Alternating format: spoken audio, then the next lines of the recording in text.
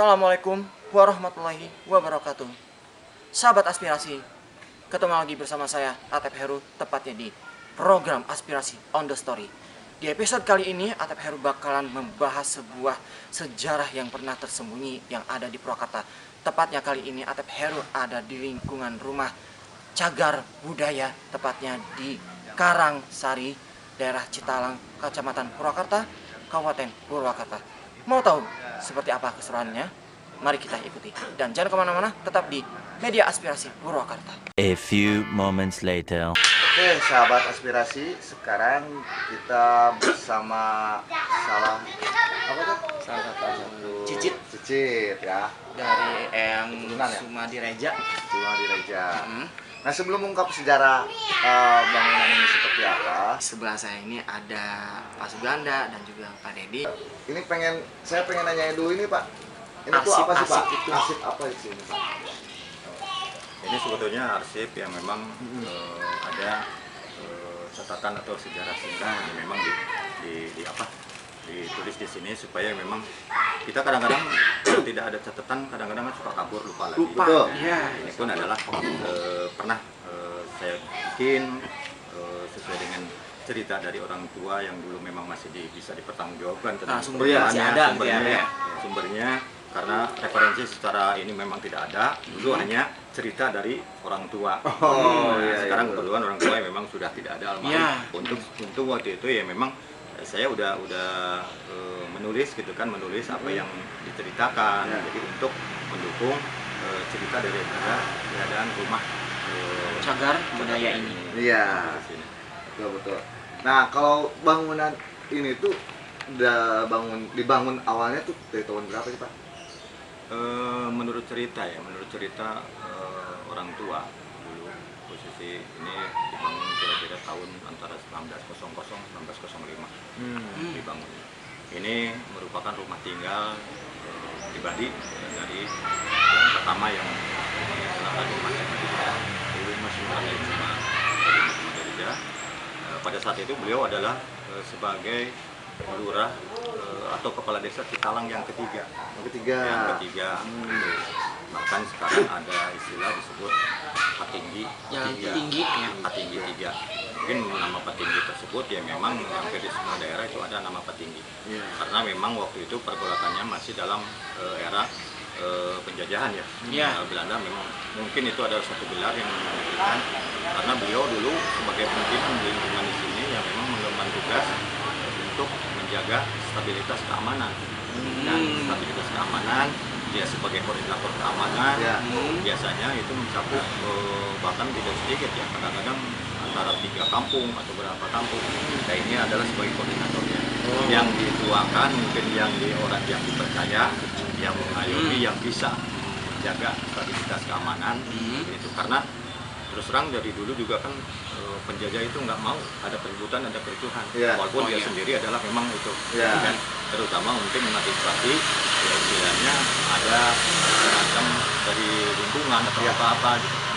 Dari sisi ya juga menjaga dulu supaya penduduk asli penduduk tempat tidak diperlakukan, diperbuat semena-mena oleh Penjajah. bangunan ini dominan adalah bentuknya rumah panggung ya. Yang memang di era tahun sekian mungkin seperti itu dibangun oleh beliau ya. Dan saya juga ini termasuk generasi kelima. Cicitnya. Nah, termasuk saya juga adalah salah satu daripada pewaris saat ini yang tinggal cucunya, termasuk ini juga dari ya. saya termasuk. Kalau misalkan lihat ini memang ahli warisnya itu banyak Ya. kan posisinya. Ya, kebetulan saya bilang adalah salah satu gitu kan, karena tidak 1-2 orang gitu kan. Iya. Ini yang sekarang yang secara penuh yang memegang dari ahli waris ini adalah itu ke bawahnya, karena kalau dilihat dari turunan itu ada istilah 7 turunan kan. Nah, kita baru kalau dari yang pertama membangun ini Mbak Sumadireja, berarti kita ini bau. Buyut ya. Bau. Nah, kalau dari yang terakhir ini adalah kakek ya, dari yang terakhirnya gitu kan. dulu memang mungkin ini adalah sebagai rumah tinggal, dan juga dulu mungkin ini dijadikan sebagai apa ya, pemerintahan gitu kan, karena dulu tidak ada istilah bangunan desa seperti sekarang gitu. Ini jadi mungkin kumpul dengan warga lingkungan adalah di sini oleh Mbah Sumedarja. Kebetulan sekarang memang para sesepuh yang memang dulu yang punya ini semuanya udah almarhum ya, dimakamkan memang di makam Pasir Gerabun, tidak jauh dari sini, adalah ke utara sekitar antara 200-300 meter ke sana. Pemakamannya ada di pemakaman Yang sudah direja juga di sana. Iya, di sana, di pemakaman di sana, termasuk kakek, kemudian Nenek. semuanya berkumpul di sana, karena di sana ada pemakaman tidak pribadi tapi berkumpul di sana. Sementara ini kita ini adalah sebagai generasi penerus, kita adalah sebagai cucunya yang memang melanjutkan ya, menjaga. Dan bangunan ini memang saya juga berarti dihitung sekarang hampir 120 tahun ya. Memang ini termasuk kita juga istilahnya langka ya. Jadi ini bahan kalau dilihat ini adalah konstruksinya adalah bambu ya, bambu dan kayu. Ini penyangga adalah kayu, kemudian ini juga bambu. Ini dindingnya ini masih asli, kemudian ini penyangga juga masih asli, Masih kokoh ya? Nah, masih asli, masih bahkan sekarang ya alhamdulillah masih kokoh. Kemudian ini batu cadas, beberapa batu cadas. Ya memang di era dulu memang bentuk rumah hampir seperti ini, model dan segala macam. Cuman yang bisa membedakan setelah saya lihat di Purwakarta juga bedanya hanya besar dan tinggi. Nah, ada yang memang ini kan namanya tepas ya, namanya ruangan depan, ini ruangan tamu, ruangan ini disebutnya tepas ya.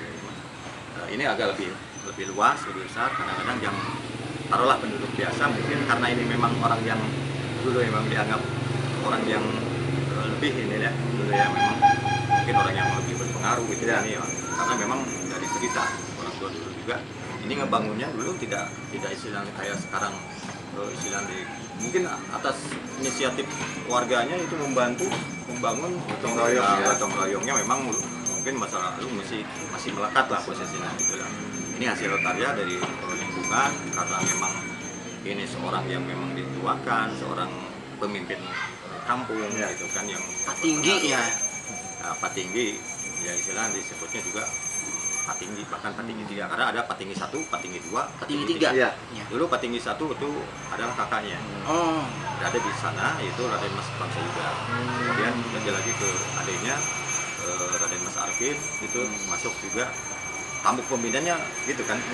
Tadinya memang datang ke daerah Citalang ini ya 3 orang itulah kan hijrahnya. Memang sebetulnya menurut cerita dari orang tua, dia bukan penduduk asli sini, katanya dulu itu adalah beliau dari Jawa.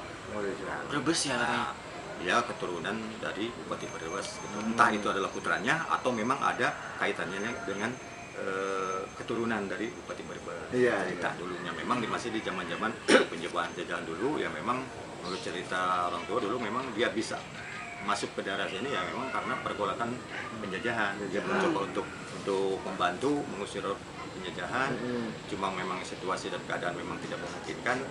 Pertempuran di Karawang katanya dulu, akhirnya dia bahkan dulu waktu itu 4, yang satu tertinggal adalah di Karawang, itu Raden Mas Dora. Nah, dia tertinggal di Karawang, ya ini yang 3 ini mundur ke sini, mundur ke sini ya, seolah-olah dia bersembunyi sambil istilah menyelamatkan taruhlah. Berarti pergerakannya tidak dengan senjata, dia gimana caranya? Yang pertama dia singgahnya ke daerah Citalang Pleret. Nah, dulu singgah pertama itu ke Citalang Pleret, sekarang juga ada nama Citalang. Di sana daerah Tegalwaru di sana. Bahkan menurut cerita dari orang tua juga katanya Citalang ini pun adalah bawaan dari aspirasinya mungkin dari sana. Pleret ya. Citalang Pleret ada nama Citalang.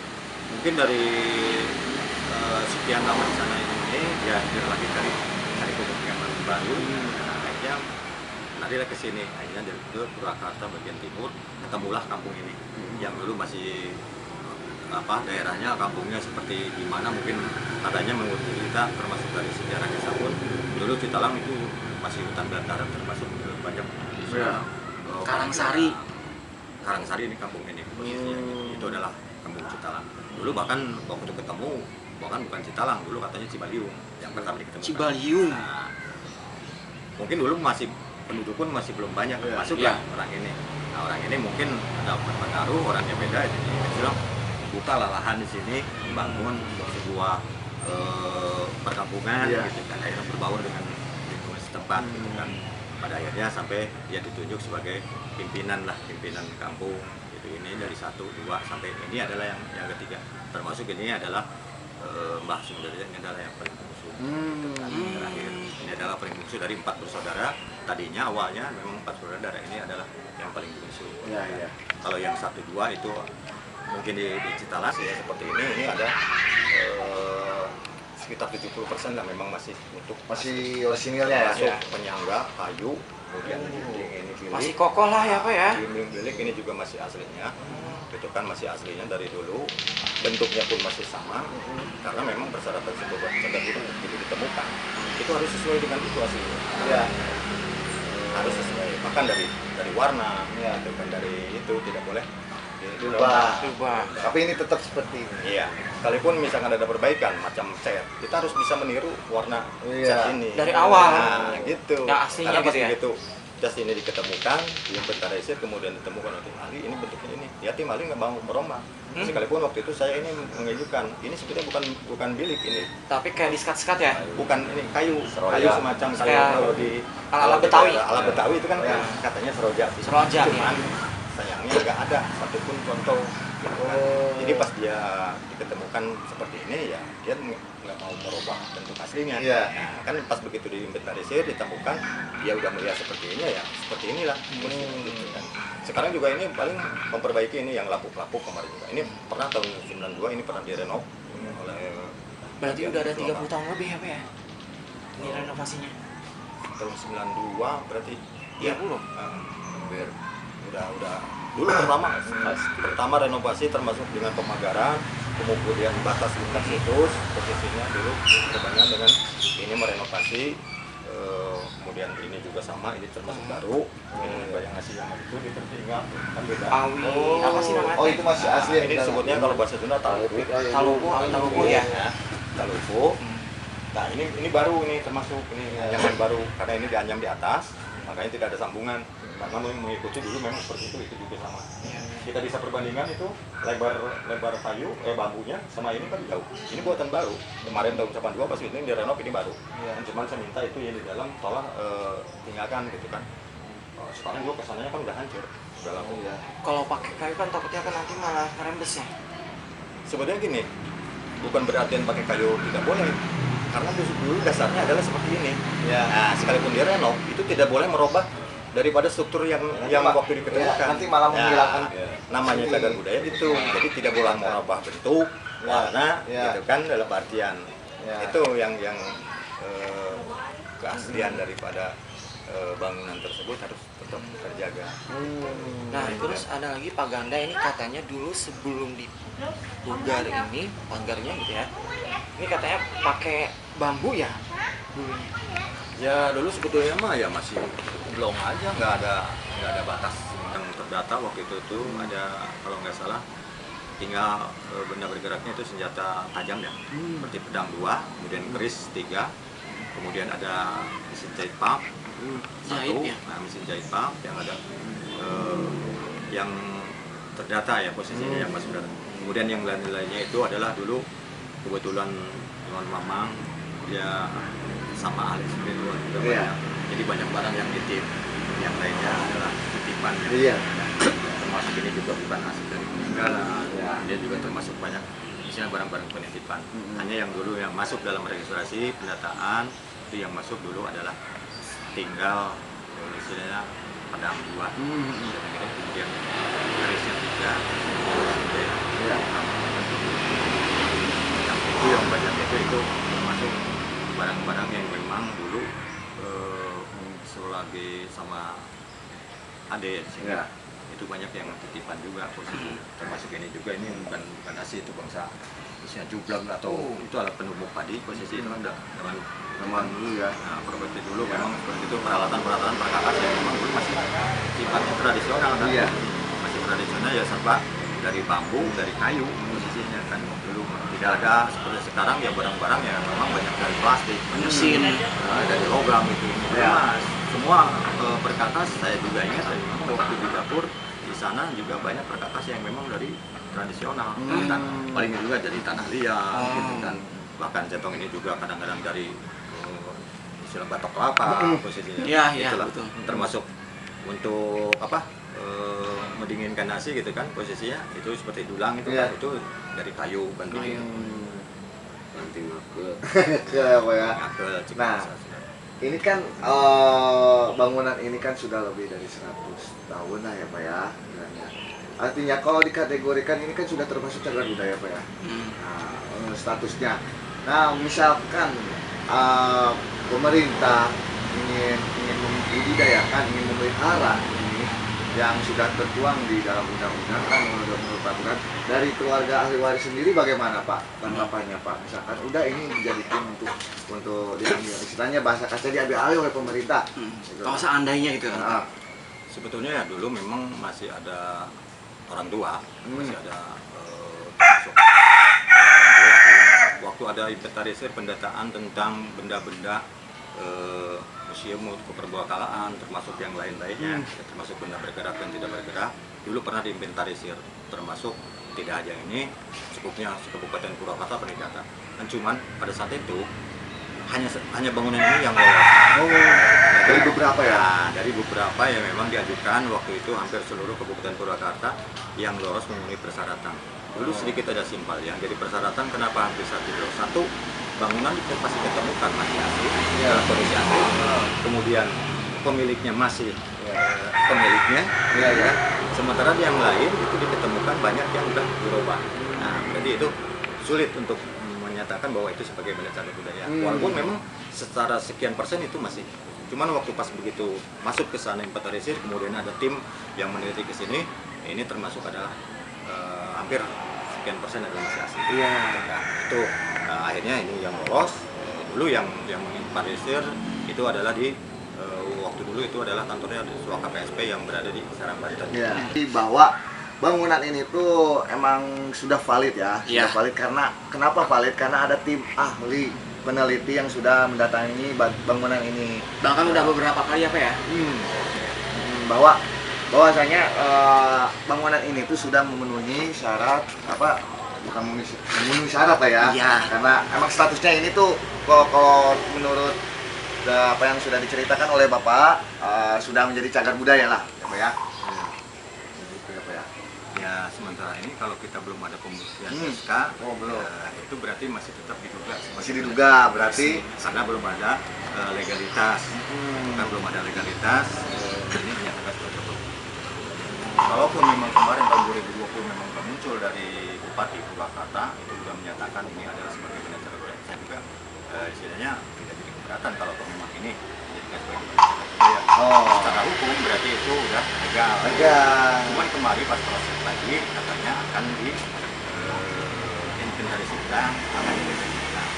Kita menunggu gimana lanjutannya gitu kan, karena sekarang katanya sih di daerah atau di kabupaten itu ada tim ahli yang istilahnya yang bekerja yang memang dari berbagai kompetensi pendidikan gitu kan, yang nantinya mungkin untuk dijadikan hasil daripada tersebut sebagai bahan rekomendasi yang menyatakan ini betul sebagai benda cagar budaya. Gitu. Oh ya, kalau dari tim ahli sendiri mah ya sudah inilah ya, udah memahami. Sepanjang memang belum ada SK yang dikeluarkan bahwa bangunan ini sebagai benda cagar budaya, berarti dalam tanda kutip tersebut masih diduga. Masih digada-gada.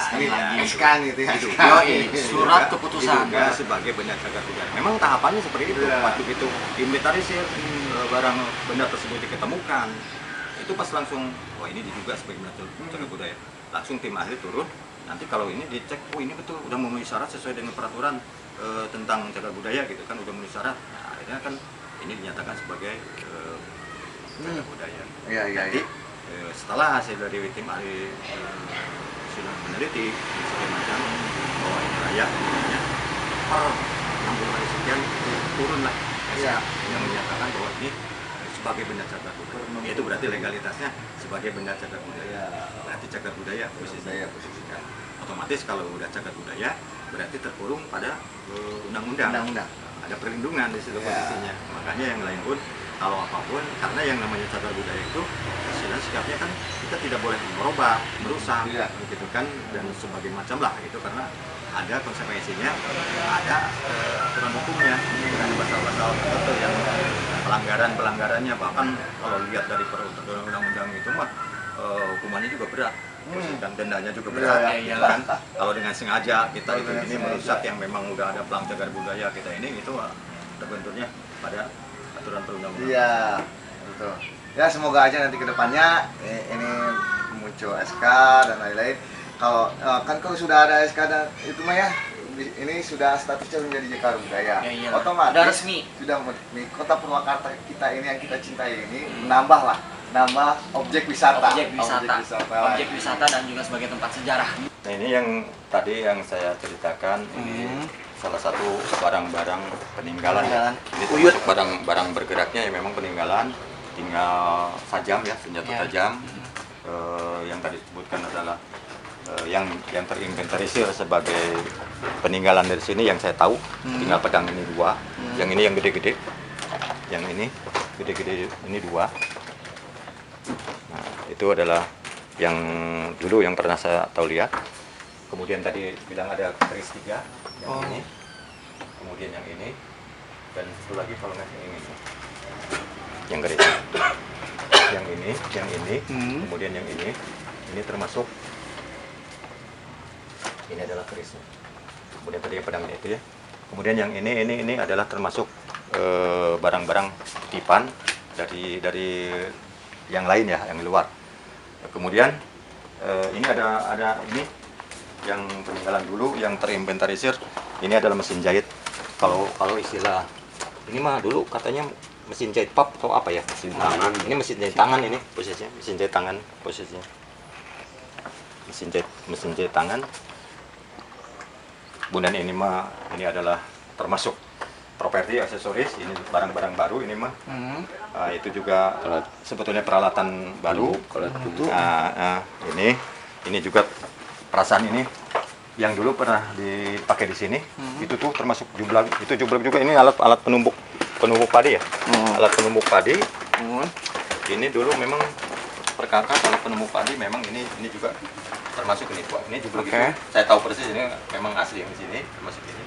Kalau yang lain-lain luar ini adalah titipan dari yang lain gitu, yang sengaja yang memang menyimpan di sini posisinya. Ini termasuk asli. Ini juga titipan, bukan pribadi di sini. Ini termasuk aksesori, ini barang-barang baru ini mah. Nah ini ada yang tadi disebutkan genteng itu, cuman sulit terdeteksi namanya itu. Harusnya pakai apa ya? Pakai di lab atau gimana? Nah ini contoh dari keaslian genteng, juga ada terbukti ada nama. Dulu waktu pesanannya itu ternama Mbah Sumendirja itu. Kebaca terus. Kan ini ada huruf ya. Ini Mas Suma Direja Lurah gitu kan. Nah, ini mungkin menyatakan ini dulu genteng ada, berarti ini berbarengan ini sesuai dengan barang yang dulu itu termasuk barang yang dulu. Ini mungkin tulisan dari orang yang memang pengrajin daripada genteng tersebut. Mungkin ditunjukkan nanti, mungkin pesanan ada sekian untuk Mbah Sumendirja. Pada waktu masih basah paling pakai lidi atau pakai apa? Iya. Nah Bapak, ini ada gambar Bung Karno ya? Itu termasuk seperti tadi rangkaiannya kepada apa sih? Bukan asli, itu hanya sebuah aksesoris saja yang memang terpampang posisi ini.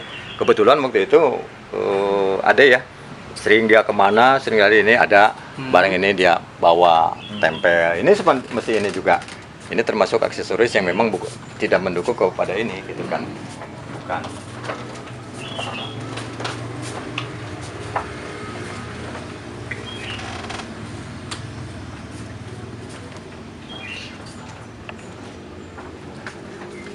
Dulu kan sebagai juru peliharanya ini si bapak ini. Iya. Adik saya, Pandang Awal.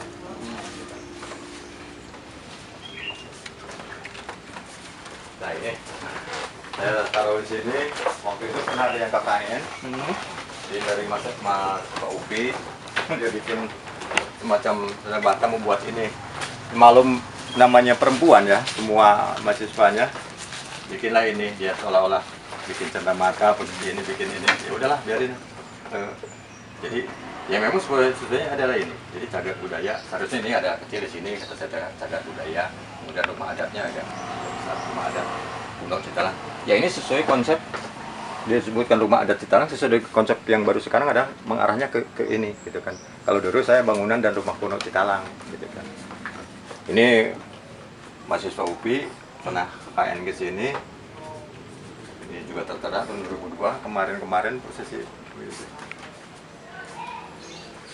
Jadi dalam juga memang dari dulu adalah seperti ini. Kamar cuma satu, Kamar? ini semua bang posisinya. Semuanya. Ini kamar utamanya dari dulu juga memang seperti ini. Bahkan saya lihat juga dari rumah-rumah panggung dulu ya. Ya memang sekarang udah bahkan di Citalang juga banyak. Bahkan seperti ini. Kamar itu cuma satu. Ini termasuk kamar utama lah posisinya. Dulu. Ini sepertinya gini. Dulu aja saya masih tetap tinggal di sini. Kalau tidur sini aja. Pernah pasang. Iya. Karena saya waktu kecil juga memang tinggal di sini. Besar memang di sini. Dulu sebelum saya isinya berkeluarga masing-masing, orang tua pada punya ini dulu. Ya inilah posisinya. Iya. Rumah ini keluar satu persatu kayak kandang burung saya. Iya. Ini asli apa ya? Nah, ini Ini salah satu ini lantainya ya. asli. Ini bisa diperbandingkan dengan itu yang baru. Ini waktu direnov ini bikin baru. Ini Awi apa sih namanya tuh Pak ini? Awi tali. Awi tali ya. Nggak ada yang dirubah gitu ya. Cuman bisa membedakannya. Ini bisa sebesar ini. Berarti lingkar diameter bambunya sebesar apa? Iya. Ini aja kemampuan ini cuma segede ini. Ya, beda kan? Lebar ini. Iya nih Pak. Nah, ini kan sistemnya ini dikupas begitu. Nah, ini tidak ada sambungan karena ini juga waktu itu saya berpikir gimana? Oh ternyata ini dianyamnya di atas. Ya, di atas ini. Ya. Langsung. Oh mak, Jadi kan langsung. Nah, langsung di sini. Jadi nggak di tempat lain dulu baru langsung ke sini. Jadi artian Digulung gitu ya. maka kenapa ini tidak ada sambungan? Dia dibikin di sini Langsung Pep. Langsung. Anyamnya di sini gitu kan. Karena di sini waktu itu kan gini, di bawah ini kan bambu. Darurung istilahnya di bawah. Darurung. Nah, di bawah ini tuh itu kan. Ditambah lagi reng, baru ini reng. Nah, itu yang udah. Nah, itu dasarnya bawah sendiri. Oh iya ya. Cuma sayangnya bawahnya darurungnya Iya. kurang kuat. Nah, seperti itulah. Ini setelah direnov waktu itu bukan malah semakin kokoh, malah semakin kecil. Gitu kan. Karena mungkin darurungnya banyak yang lepas, banyak yang begini. Rumah gini kalau ada gempa ngikutin rumah gini kalau ke sini. Nah, Jangan sahabat kurus. aspirasi, ini ada fakta unik juga. Katanya, Bapak Punten, ini katanya rumah ini tuh dulu pernah dipakai syuting film ya? Pernah. Dulu kalau nggak salah ini pernah disengahi Dian Sastro ya? Dian Sastro sama Tora Sudira. Tora Sudiro ya? Waktu Banyu Biru. di film apa ya? Banyu Biru. Banyu Biru. Biru. Pernah, Banyu Biru.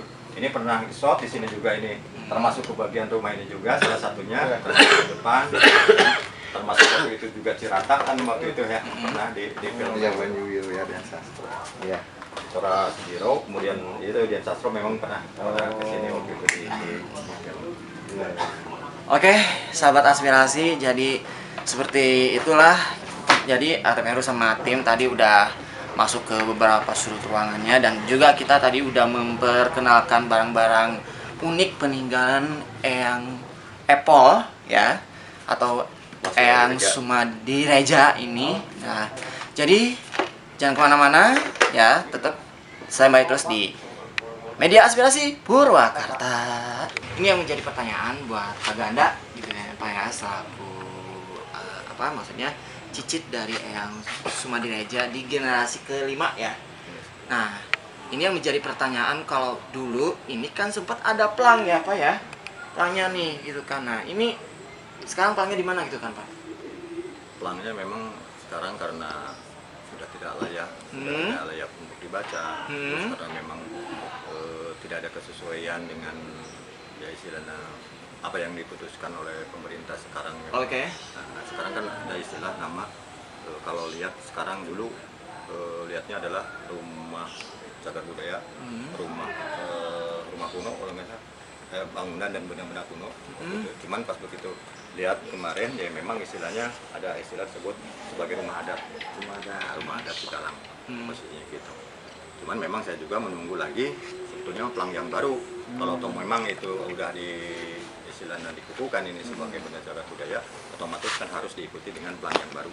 Nah, nanti keluarnya kalau pelang tersebut ya memang berdasarkan keputusan dari apa gitu kan, istilahnya namanya cagar budaya itu cagar budaya. Kalau rumah adat Citalang ya rumah adat atau Bering kuno Citalang bisa. Kalau dulu memang Rumah Patinggi cagar budaya, bangunan dan benda-benda kuno. Nah, kemudian dirubah lagi supaya lebih mungkin ke arah relevansi daripada ini, yaitu rumah adat. Dikatakan rumah adat ya memang bisa aja, karena ada dua ya. Rumah adat juga kampung adat, itu beda. Nah, kalau rumah adat berarti menunjukkan bahwa ini adalah arsitektur rumah pada masa itu adalah hampir seperti ini bentuknya gitu. Jadi bisa dikategorikan sebagai rumah adat karena muncul di waktu itu juga di registrasi itu ya memang ya apa rumah adat. Dulu pelang dulu hanya ada pelang apa semacam perhatian ataupun larangan yang sudah tidak terbaca, makanya saya tarik ke belakang. Kemudian pelang yang berikutnya ya, memang udah hampir udah tidak sesuai dan juga memang udah sama. Akhirnya memang ada sih tarik di belakang. Justru saat ini saya menunggu lagi. Seharusnya kan kalau memang sudah ada segera kan antisipasi untuk pemasangan pelang. Termasuk satu pelang nama, kemudian pelang larangan itu kan ada aturannya. Termasuk batas lingkar situs itu harus segera diperbaiki. Ini aja udah pada rusak kan batas lingkar situs. Karena yang namanya kalau misalkan ada sebuah objek, sebuah situs ditemukan, itu segera harus diambil sikap, kan harus dibatasi. Kalau dalam istilah Dipertegas ditemukan mah kan istilah dalam ini mah ada seperti garis polis line. Dipertegas lah ya. Jadi ada batas lingkar situsnya. Karena itu apa? Berkaitan dengan penyelamatan dan perlindungan. Karena yang namanya benda cagar budaya itu harus menunjukkan keaslian dan sesuai dengan apa yang pernah ditemukan itu harus seperti itu. Udah ada lah Pak ya, ada tim lah istilahnya, tim yang sampai sekarang pun yang namanya ada pelang istilahnya memang itu udah dinyatakan sebagai benda cagar budaya. Barang siapapun itu udah ada, itu kan tidak boleh ada aturan perundang-undangannya. Tidak boleh merusak, mengganti, merubah, membawa atau segala macam itu ada. Itu. Walaupun dikelola sama pemerintah. Kalau itu udah memang ini dijadikan sebagai benda cagar budaya, berarti secara ini udah legalitas, berarti udah terkurung pada peraturan perundang-undangan. Nah, makanya siapapun warga atau itu pun ya memang yang namanya cagar budaya tidak aja di sini, dimanapun yang udah pelang itu berarti ini hati-hati cagar budaya itu, gitu kan, berarti udah dilindungi gitu kan. Karena ini adalah salah satu utamanya oleh undang-undang ya pengelola kesananya itu adalah pemerintah, terutama yang namanya cagar budaya itu adalah ada konsekuensinya dengan peraturan perundang-undangan gitu kan. Ya betul. Nah, untuk sampai saat ini belum berarti.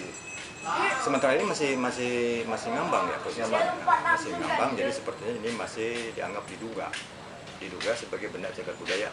Gitu kan? Padahal tidak. Kalaupun memang kemarin ya ada SK yang udah turun, tapi ternyata ada semacam apa ya? Flashback kembali untuk didata kembali oleh daerah. Kebetulan sekarang memang sesuai dengan peraturan perundang-undangan memang sekarang dilimpahkan segala macam itunya adalah pemerintah daerah. Kemudian daerah sekarang pas begitu kemarin juga lagi mendata ulang kembali, gitu kan. Mungkin jauh kesananya ini betul layak atau tidak input lagi sebuah objek dijadikan sebagai benda cagar budaya, gitu kan. Itu berarti harus dari peneliti dari tim ahli. Nanti tim ahli nanti dari berbagai kapasitas keilmuannya nanti berembuk, oh ini betul ada ini patut dan wajar itu mungkin. Nah, nanti barulah SK-nya turun. Nah, cuman kemarin jadi kendala kenapa SK waktu itu turun, saya juga kemarin timbul tanda tanya. Ini dari mana dulu posisi itunya gitu kan. Karena lihat dari SK yang kemarin yang keluar tahun 2020 itu di Purwakarta aja ada 162 Apanya Pak? yang dinyatakan sebagai benda cagar budaya. Oh. Di situ termasuk yang memang ada yang memang bangunan yang berada di area sekitar Purwakarta antara situ dulu, kemudian ada juga makam-makam keramat itu termasuk ada 162 yang dinyatakan sebagai benda cagar budaya. Purwakarta sendiri. Kan kemarin saya bukan ini gimana? Bukan seharusnya mah Yang ini gitu ya. harusnya ini kalau udah turun SK ini harus lanjut kan? Lanjut, Tapi iya. seperti gimana? Ternyata kemarin seolah-olah akan di data ulang, Diikut kembali gitu. data ulang di istilah seolah-olah diinventarisir kembali, itu kan akan diinventarisir kembali posisinya. Ya kemarin juga memang sekarang kebetulan katanya dari daerah Kabupaten Purwakarta itu udah ada tim tersendiri, tim ahli. Kalau dulu memang tim ahli di daerah itu tidak ada, itu kan adanya hanya di Suaka PSP dulu atau Balai Pelestarian Cagar Budaya yang berada di Serang Banten. Ya. itu dulu tim ahlinya ada di sana, tapi sekarang katanya nggak ada di daerah. Berarti sekarang mengacunya memang kepada bagaimana tim tersebut yang memang udah ditunjuk dari hasilnya. Gitu kan. Artinya belum kesini tim.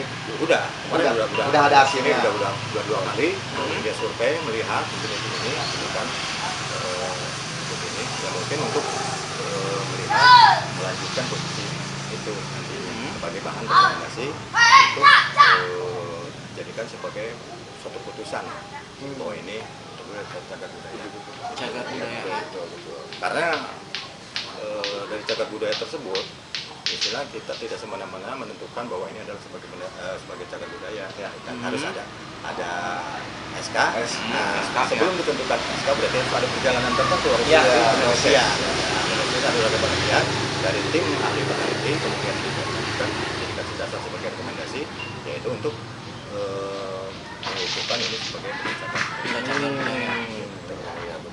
Karena mungkin logikanya ya istilah tim ahli yang bisa menentukan layak dan tidaknya, nah gitu kan. Karena kita tidak bisa memandang misalnya hanya melihat aja, kan. Tapi kalau tim ahli itu diteliti sampai sejauh mungkin dari struktur bangunan, kemudian dari bahan konstruksi itu akan diteliti. Itu syaratnya apa sih Pak? Syarat agar bisa dijadikan cagar budaya dari benda-benda tersebut. Salah satu tentu ya sesuai dengan ada yang namanya cagar budaya. Apa itu cagar budaya? Sebuah benda peninggalan masa lalu yang memang sudah berusia minimal peninggalan 50 tahun. Kalau usia udah ini, kemudian objeknya nanti akan diteliti kembali objeknya oleh tim ahli. Ini betul enggak merupakan peninggalan masa lalu, gitu kan? Atau jenisnya seperti apa, gitu kan? Jangan sampai istilahnya tim ahli tersebut ya istilahnya cocok dengan benda-benda yang baru, ya kita terbukti lama. Beda kan penelitian secara ilmiah itu kan menentukan. Bahkan ini juga ada benda atau situs yang memang ini adalah kayu ya. Dan memang kita juga sekian tahun tapi belum bisa dipastikan ya. Tapi di mana melihat betul nggak? Karena dia bisa melihat dari bahan yang memang digunakan itu udah bisa mewakili di atas 50 tahun. Bahkan bangunan ini kalau dari cerita dari sejarah singkat itu memang udah sekitar 120 tahun 120 tahun ya. A few moments later. Oke, sahabat aspirasi, rupanya sudah 1 jam lebih kita menemani sahabat aspirasi tepatnya di program Aspirasi on the Story. Nah, buat sahabat aspirasi, jangan lupa jangan kemana-mana, tetap di like, di share, di komen, dan juga di subscribe, dan juga jangan lupa nyalakan bunyi loncengnya tepatnya di media Aspirasi Purwakarta ya. Saya Atep Heru undur pamit, dan juga Saya Andri. nah, alangkah baiknya kita undur pamit dari tugas kita. Sampai jumpa di episode 5 ya, dan tetap jangan lupa jangan kemana-mana, tetap di di media Aspirasi Purwakarta. Sampai jumpa di episode selanjutnya.